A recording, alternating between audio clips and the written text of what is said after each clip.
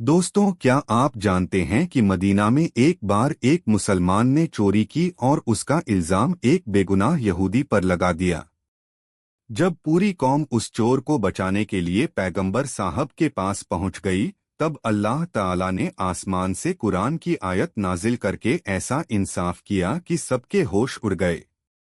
आइए जानते हैं बशीर का झूठ और अल्लाह का इंसाफ कि यह रोंगटे खड़े कर देने वाली सच्ची कहानी।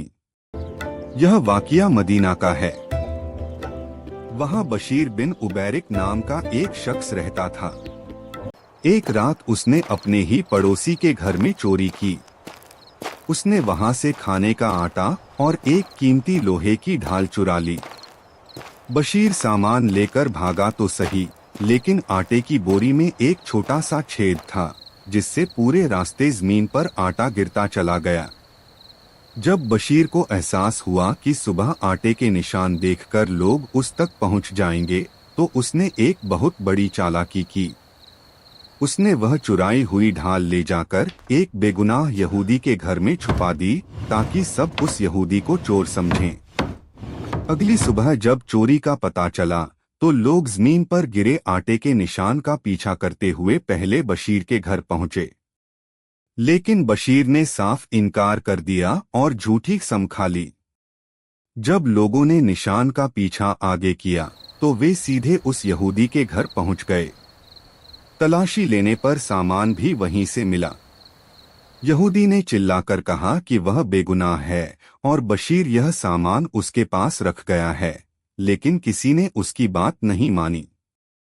अब बशीर का पूरा कबीला अपनी बदनामी से डर गया। वे सब मिलकर अल्लाह के रसूल पैगंबर मोहम्मद मुस्तफा के पास पहुंचे। उन्होंने बशीर की झूठी तारीफें की और कहा कि ऐ अल्लाह के रसूल, बशीर तो नमाजी और सच्चा इंसान है, यह यहूदी ही झूठा है। जाहिरी सबूतों को देखकर इंसानी तौर पर पैगंबर साहब भी बशीर को बेगुनाह मानने ही वाले थे, लेकिन अल्लाह ताला को यह नाइंसाफी मंजूर नहीं थी। वह एक बेगुनाह को सजा से बचाना चाहता था, चाहे वह गैर मुस्लिम ही क्यों न हो।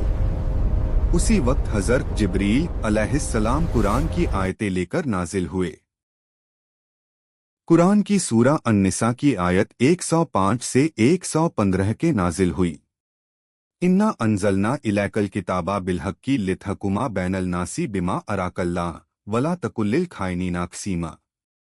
हे पैगंबर, बेशक हमने आपकी तरफ यह किताब कुरान सच्चाई के साथ नाजिल की है, ताकि आप लोगों के बीच उस तरीके के मुताबिक फैसला करें जो अल्लाह ने आपको सिखाया है, और आप दगाबाजों धोखेबाजों के तरफदार वकील न बने।